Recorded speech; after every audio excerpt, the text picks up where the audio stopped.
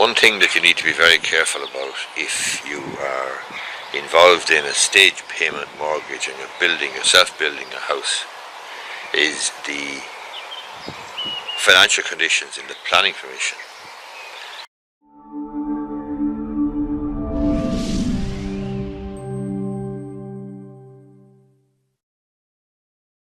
This is something that comes up again, time and time again. Essentially, it's a loan condition, a condition of your loan for your stage payment mortgage, that the financial condition of the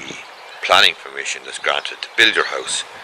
is complied with, and your solicitor is going to have to give an undertaking to get good title, give a certificate of title to the bank,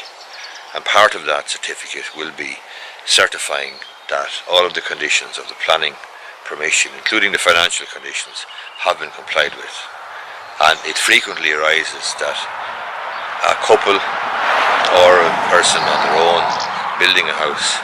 will go ahead and build away and use up the money to the very best of their ability, and there's going to be overruns and this, that and the other, and then at the end, or before the end, when they go to draw down the last payment, the difficulty is that the financial condition of the planning permission will not have been complied with. Now, invariably what happens is the borrower is going to say, oh, I'll do a deal with the council, I'll approach the local authority and I'll make some sort of an arrangement with them. And that's fine as far as it goes, but it may not be acceptable to the lender. And the reason for that is this: if the borrower enters into an arrangement with the local authority to pay back or to pay, say, 5 grand or 10 grand over a period of time, and that's the financial contribution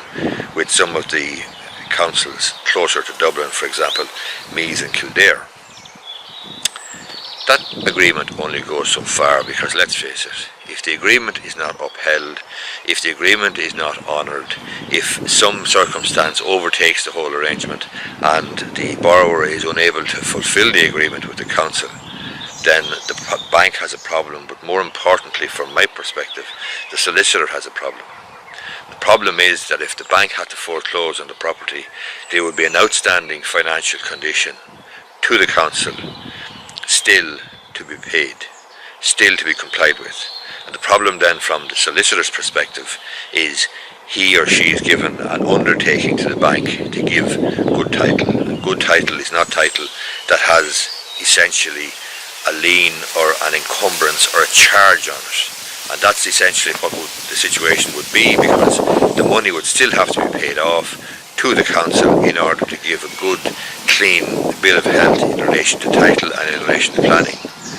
And if the bank had to foreclose and repossess the property and sell it on, then they're going to be looking to the solicitor to make good any outstanding money to the local authority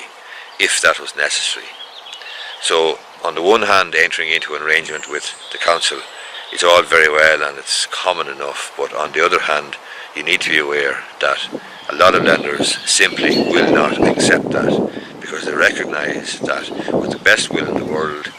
intentions are one thing, but payment of the financial conditions, the 5 grand or the 10 grand or whatever is involved, is quite another matter. And circumstances can change, relationships can break down, and a person can lose a job very handy. They're living in a new house and now suddenly the agreement that they entered into with the local authority is simply not going to be upheld. And as I say, if it's not,